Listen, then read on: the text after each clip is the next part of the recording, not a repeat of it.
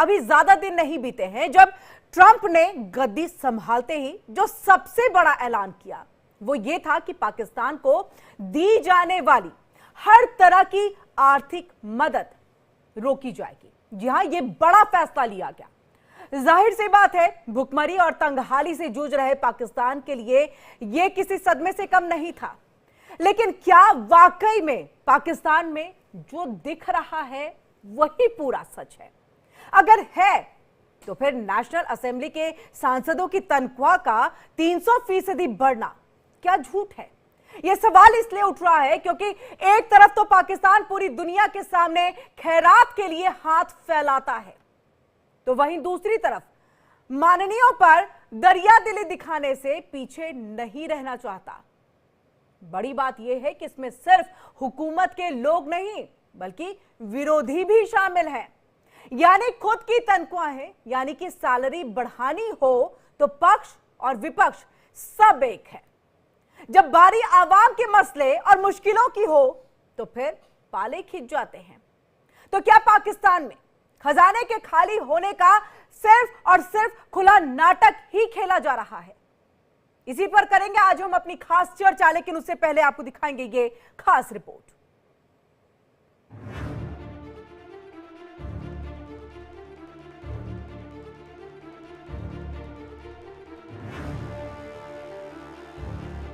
पाकिस्तान की हालत किसी से छिपी नहीं है। पाई पाई को मोहताज पाकिस्तान की आवाम सब्र से काम चला रही है। रोजमर्रा की जिंदगी में जिस तरह से उसे महंगाई और दूसरी तकलीफों का सामना करना पड़ रहा है उसके वीडियो सबके सामने हैं।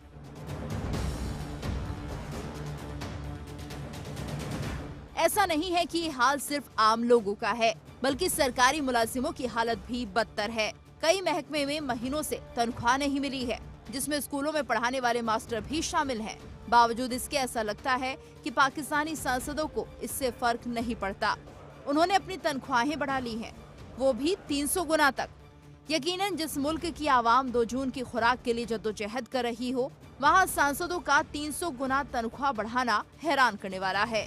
दिलचस्प बात ये है कि इसमें सभी सांसदों की मंजूरी शामिल है, यानी सत्ता पक्ष और विपक्ष दोनों इस पर एक राय रखते हैं।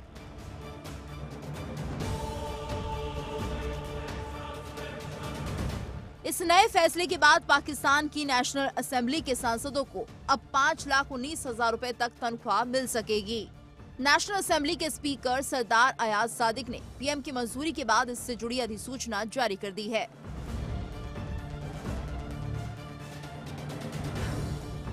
नेशनल असेंबली के सांसदों की तनख्वाह अब फेडरल सेक्रेटरी के बराबर हो गई है। इससे पहले असेंबली के सांसदों को 1,80,000 रुपए तनख्वाह मिलती रही है। असेंबली की वित्त समिति की बैठक में पाकिस्तान पीपल्स पार्टी, पीटीआई और पीएमएलएन सभी मुख्यधारा के नेताओं ने स्पीकर सादिक से मुलाकात की थी। हालांकि ये भी सच है कि सांसदों की तनख्वाह में ये इजाफा 7 साल बाद किया गया है।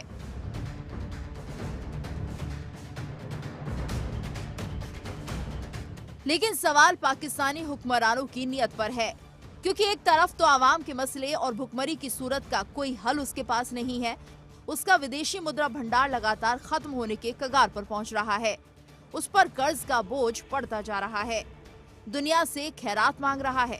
दूसरी तरफ सांसदों की तनख्वाह में 300 गुना इजाफा कर खजाना खोलकर लुटा रहा है। Bureau report, India daily.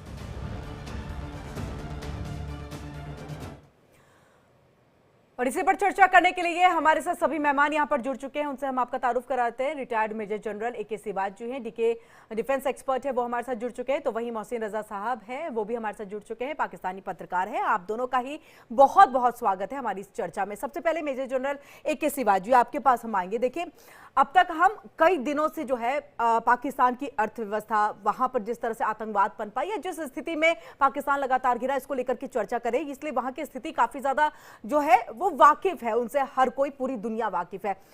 IMF के पास पाकिस्तान जो आता है वहां से हाथ खाली, शर्तों के साथ वापस आता है। दूसरी तरफ देखिए, ट्रंप जैसे ही सरकार में आते हैं, जैसे ही शपथ लेते हैं, उसी के साथ जो है एक इतना बड़ा फैसला कि जो भी मदद दी जाती थी वो सब कुछ बंद। ऐसे में दिक्कतें थी, कहीं ना कहीं बहुत बड़ा सेटबैक था पाकिस्तान के लिए। लेकिन अब इसमें देखिए, इस तरह से इजाफा जो कि वहां के सांसद है उनकी सैलरी में किया गया है। बिल्कुल, देखो करीब ये सच्चाई है, पाकिस्तान की अभी इकोनॉमिक सिचुएशन काफी अच्छी नहीं है और वो अपने इकोनॉमिक रिवाइवल की तरफ कोशिश कर रहा है और पॉलिटिकल इंस्टेबिलिटी, आतंकवाद बढ़ता जा रहा है। और ऐसे टाइम में जो मेंबर ऑफ पार्लियामेंट हैं, जो कि नेशनल असेंबली के संसद हैं, उनकी पे 3 से 4 गुना बढ़ाना, मुझे लगता है ये एक प्रकार से क्वेश्चन मार्क है, क्योंकि सच्चाई है कि वहां पर हालात अच्छे नहीं है। हाँ, ये सच्चाई है कि 7 साल तक इनके पे अनाउंसेज में बढ़ोतरी नहीं हुई, मगर जिस प्रकार से अब क्राइसिस है इकोनॉमी का, उसको मद्देनजर रखते हुए मुझे लगता है इसको टाला जा सकता था कुछ समय के लिए, क्योंकि वाकई ऐसी हालात हैं आज पाकिस्तान में कि $100 बिलियन से ज्यादा कर्जा चढ़ा हुआ है। ये लोन लेते हैं पुराना लोन पे करने के लिए, इसके बाद सच्चाई है कि इंपोर्ट्स बढ़ते जा रहे हैं, एक्सपोर्ट बिल्कुल खत्म हो गए हैं, इन्वेस्टमेंट आ नहीं रही है, फॉरेन रिजर्व इतना है कि एक महीने का इंपोर्ट ही देख सकता है, रुपी घट गया है, ऑलमोस्ट 80% गिर गया 2 साल में, आज 250 से लेकर 300 रुपए डॉलर के मुकाबले है। तो ऐसे में अगर आप इकोनॉमिक क्राइसिस देखें और ऐसी जगह हैं जहां लोगों को पे और पेंशन नहीं मिल रही, स्पेशली पीओजे के और गिलगित बाल्टिस्तान में, वहां लोग सड़कों पर इसलिए थे कि उनको 1-2 साल से पे और पेंशन नहीं मिल रही। तो ऐसे में खुद जो एक प्रकार से मेंबर ऑफ पार्लियामेंट हैं और एमएलएज हैं, वो अपनी तनख्वाह बढ़ाते हैं इर्रिस्पेक्टिव ऑफ द पार्टी। मुझे लगता है ये देश के लिए कोई अच्छा एक एग्जाम्पल नहीं है। मगर दुख की बात यह है पाकिस्तान में होता रहा है। पाकिस्तान में जो हैव्स एंड हैव नॉट में बहुत फर्क है।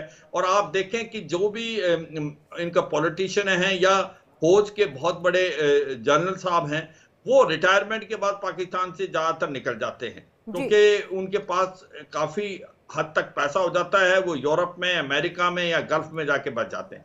तो मुझे लगता है इस बात को मैं मानता हूं कि 7 साल से पे अनाउंस ही नहीं बढ़ने चाहिए थे, मगर अभी ये टाइम नहीं था, क्योंकि पाकिस्तान एक रिवाइवल मोड पे इकोनॉमिक क्राइसिस के थ्रू गुजर रहा है, पॉलिटिकल इंस्टेबिलिटी भी है, उसके बाद आतंकवाद बढ़ रहा है, और ऐसे में अपनी तनख्वाहें बढ़ाना और वो भी 3 गुना, और इर्रिस्पेक्टिव ऑफ पार्टी ऑपोजिशन भी जो है वो भी साथ खड़ी हुई थी गवर्नमेंट के साथ, मुझे लगता है एक बहुत बड़ा क्वेश्चन मार्क है उस सोसाइटी के लिए जिसकी हालात इतनी अच्छी नहीं है। जी, आपके पास मोहसिन रजा साहब, इस बात को हम भी थोड़ा समझना चाहेंगे कि देखिए क्या हाथी के दांत दिखाने के कुछ और करने के कुछ और है, क्योंकि देखिए सीधे तौर पर आवाम त्राही त्राही कर रही है, खाने के लिए पैसे नहीं है, उन्हें भी कहीं से उधार लेकर के जो है अपनी रोजमर्रा की जिंदगी को चलाना पड़ रहा है। इवन देश को चलाने के लिए पाकिस्तान के प्रधानमंत्री जो है वो आईएमएफ की तरफ जाते हैं, वो अमेरिका की तरफ देखते हैं। देखिए अमेरिका से इस तरह का सेटबैक एक लगा, ये तो अलग एक विषय हो गया, लेकिन ऐसे में सांसदों की सैलरी को बढ़ाना क्या लग रहा था कि आवाम से आगे बढ़ करके हैं? ये बात बिल्कुल ठीक आपने की है कि जब मुल्क में इक्तिसादी बुरान है और आवाम महंगाई की चक्की के तले पिसरे हैं जी, तो तमाम सियासी जमातों ने बिला तफरीक, फौज में पीटीआई है, मुस्लिम लीग नून है, पीपल्स पार्टी है या दूसरी जमातें हैं, उन्होंने चुपके से अपनी तनख्वाह में 300 गुना इजाफा कर लिया, 3 गुना इजाफा कर लिया, जो कि 300% से ज़्यादा है। तो अभी हम देख रहे हैं कि पेट्रोल की कीमत में 1 रुपये का इजाफा हुआ है, डीजल की कीमत में 7 रुपये का इजाफा हुआ है। तो चाहिए ये था कि हुकूमत आवाम को रिलीफ फराहम करती और आवाम के दुखों पे मरहम रखती, उनके ज़ख्मों को मरहम रखती, लेकिन हुकूमत ने जो अपोजिशन के साथ मिल के और ये फैसला किया है कि तनख्वाह में ये इजाफा किया जाए, तो ये बड़ा अफसोसनाक वाक़या है। और पाकिस्तान के अवाम पर ये बिजली बनकर गिरा है कि लोग जब देख रहे हैं कि उनकी माशी मसाइल बढ़ रहे हैं, तो पाकिस्तानी पार्लियामेंट के अरकान, जिनका काम है कि वो अवाम के दुखों को देखें और उनके मसाइल को हल करें, वो अपने ज़ाती मसाइल को हल करने में लगे हुए हैं, लेकिन अवाम के लिए कोई रिलीफ नहीं है। ये सबसे बड़ी तकलीफ ये बात है कि सारी सियासी जमातों ने, वो चाहे इलेक्शन जो हुए हैं उनको मानती हैं या नहीं मानती, अब वो सड़कों में हैं या वो हुकूमत में है, वो एक दूसरे के गिरवान को वैसे तो रोज पकड़ते हैं, लेकिन अपनी तकरारों के मामले पे सब इकट्ठे हो गए और इसको पाकिस्तान में अच्छी तरीके से नहीं देखा गया। ये जो मफादात की जंग है, लोगों के अपने जाती मफादात के लिए तो वो इकट्ठे हो जाते हैं, लेकिन अवाम के मसले हल करने के लिए अरकान पार्लियामेंट इकट्ठे नहीं होते। और इस फैसले से पाकिस्तान के अवाम और दीगर सियासी जमातें मायूस है। बिल्कुल। रजा साहब, इसी चीज को देखिए, आप जो कह रहे हैं तो हम ये एक मान करके चले कि पाकिस्तान का खजाना सिर्फ आवाम के लिए खाली है, बाकी जो आपके सांसद है जो हुकूमत कर रहे हैं उनके लिए पूरा भरा पड़ा है, उनके लिए पैसे की कोई कमी नहीं है। देखें, अभी हुकूमत जो है ये शहबाज शरीफ की हुकूमत ने कई कमेटियां बनाई हैं जो कि विफाकी सतह पे कई इदारे खत्म कर रहे हैं और मुलाजमतें खत्म कर रहे हैं, पेंशन खत्म कर रहे हैं। तो ये इस सूरत-ए-हाल में इनको ये फैसला नहीं करना चाहिए था जिसमें ये अपनी तनख्वाहें बढ़ाते। ये एक हकीकत है कि अरकान असम्बली की तनख्वाह, अरकान पार्लियामेंट की तनख्वाह जो है एक फेडरल सेक्रेटरी से भी बहुत कम थी और साथ साथ में तनख्वाहों में इजाफा नहीं हुआ था। ये भी एक हकीकत है कि पाकिस्तान के फेडरल सेक्रेटरी जो है वो भरी तनख्वाहें लेते हैं और अरकान पार्लियामेंट उनकी तनख्वाहें बहुत कम थी। लेकिन भी इस मसले का हल किसी और वक्त निकल सकता था। इस तरह से पाकिस्तान जैसे माशी और इक़्तिसादी बुरहान का शिकार है और आप मुलाज़मतें कम कर रहे हैं, लोगों की पेंशनें नहीं मिल रही, लोग अपनी पेंशनों के लिए सड़कों पर आ रहे हैं। तो ऐसे में ये फैसला जो है अवाम के लिए बिजली बनकर गिरा है और इस फैसले के असरात अवाम जो है उनके ज़हनों में हुकूमत के खिलाफ ही नहीं बल्कि अपोजिशन के खिलाफ भी एक गम और गुस्सा पाया जाता है। लोग समझते हैं कि ये अरकान पार्लियामेंट के हमारे मसाइल, हमारे दुख हल करने में बिल्कुल नाकाम रहे हैं। ये इनका सिर्फ और सिर्फ नुक्ता नजर अपने जाती मफादात है। ठीक है। मेजर जनरल के श्रीवास्तव आपके पास देखिए, हम लगातार एक तरफ जो है वो तो दिखाई रहे हैं अपने दर्शकों को कि पाकिस्तान के राष्ट्रपति, वहां के प्रधानमंत्री, बाकी सांसदों का क्या क्या एक सैलरी है और इजाफा होने के बाद क्या क्या सैलरी और हो सकती है। एक रिपोर्ट भी मैं यहाँ पर देख रही थी सर कि देखिए, ये रिपोर्ट वैसे 2024 की है अभी और नए रिपोर्ट जो है वो सामने आई नहीं है कि 60% लोग जो है वो अपने जरूरी खर्चे को, आप सोचिए रोटी कपड़ा मकान, ये आपकी वो जरूरी चीजें हैं जिसके बिना आप रह नहीं सकते, इन खर्चों में भी कटौती कर रहे हैं। और तकरीबन 56% ऐसे लोग हैं जो कहीं ना कहीं बचत तो कर ही नहीं पा रहे, उन्हें कहीं और से उधार लेकर के अपना घर चलाना पड़ रहा है।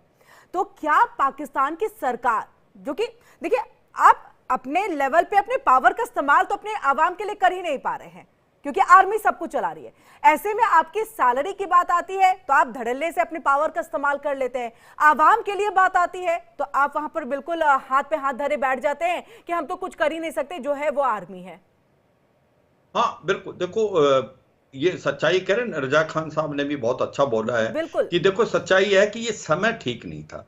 अभी जो इकोनॉमी क्राइसिस चल रहा है पाकिस्तान, वो एक रिवाइवल मोड पे आने की कोशिश कर रहा है, क्योंकि IMF से और वर्ल्ड बैंक से जब उनको लोन मिला तो उन्होंने कुछ हिदायतें दी कि आप जो सब्सिडीज हैं उनको कम करो, चाहे वो इलेक्ट्रिसिटी पे है, चाहे वो पानी पे है, चाहे वो गैस पे है, चाहे वो आपके पेट्रोल पे है, और इन्होंने कम की क्योंकि इसके अलावा चांस नहीं था। उससे क्या हुआ कि इन्फ्लेशन बढ़ा है, स्पेशली फूड इन्फ्लेशन जो है वो भी डबल फिगर में, नॉर्मल इन्फ्लेशन भी बहुत ज्यादा चला गया, तो लोगों पे बहुत बड़ी मार पड़ रही है। ऊपर से उनकी पे पेंशन जो है कई जगह में नहीं मिली, और ऐसे में मानते हैं कि 7 साल से इनकी संसद की जो पे बढ़ी नहीं थी, मगर क्या ये टाइमिंग ठीक है?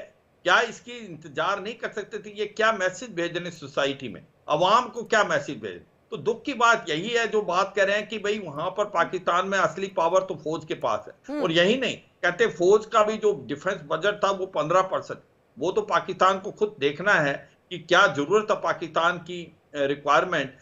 वो तो हम यही कह सकते हैं कि अगर किसी डेमोक्रेसी को सरवाइव करना है तो उसका अवाम सबसे पहले आता है और उनका ख्याल किया जाता है, क्योंकि आज जो कॉमन मैन है पाकिस्तान में वो पिस रहा है। उसके क्या है कि आज रुपये गिर गया है, करीब करीब 250-300 रुपए के अंदर फ्लक्चुएट कर रहा है $1 के मुकाबले में। इन्फ्लेशन जो है डबल फिगर में है, फूड इन्फ्लेशन, लोगों को खाने के लिए पैसे नहीं है, अपनी जो एक प्रकार से नेसेसरी आइटम जो वो नहीं खरीद पा रहे हैं। और ऐसे में संसद अपनी पे बढ़ा रहे हैं क्योंकि उनको कोई चेक करने वाला नहीं।